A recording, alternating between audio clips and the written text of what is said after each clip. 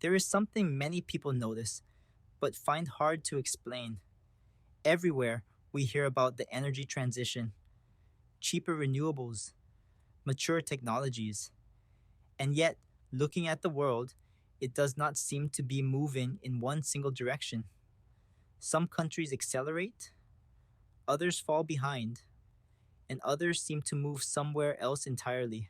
And here is the point that truly stands out: the energy transition is not slowing down, it is splitting. From a distance, we imagine the transition as one global journey, a large, coordinated move toward cleaner energy. But when we look closer, the map changes. Different lanes appear, different speeds, and even different clocks. In more advanced countries, clean energy often arrives as an upgrade. It replaces what already exists. It makes mature systems a little more efficient, a little more sustainable. In many emerging economies, energy does not serve to replace, it serves to build. Factories, steel, cement, infrastructure, everything that allows a country to grow quickly.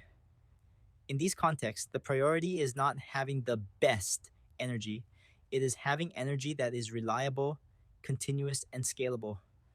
And in the short term, very often, this need is still met by fossil fuels, not because alternatives are missing, but because the transition does not depend on technology alone. It also depends on capital, grids, infrastructure, and policy alignment. Here lies the hidden constraint. There is no single energy transition that fits everyone in the same way.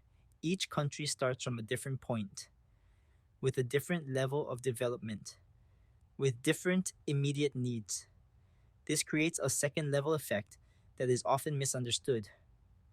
When we see such different paths, we tend to read them as a lack of will or as delay.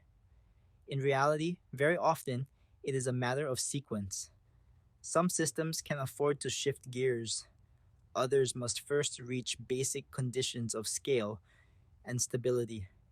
The result is that the world does not move in a straight line, it moves in parallel, along paths that do not coincide. This explains why global progress can look inconsistent, why timelines do not align, why talking about one single solution creates frustration. The transition is not only a technological problem, it is increasingly a coordination problem between different systems. When we understand this, something changes. We stop expecting the same rhythm everywhere, and we begin to read apparent disorder as the result of real constraints, not moral failures. Not everyone is moving in the same direction at the same moment, but it does not mean the journey has stopped. The energy transition is not a single road. It is a map with many paths, many speeds, many schedules. Seeing it this way does not solve everything, but it makes the picture easier to read.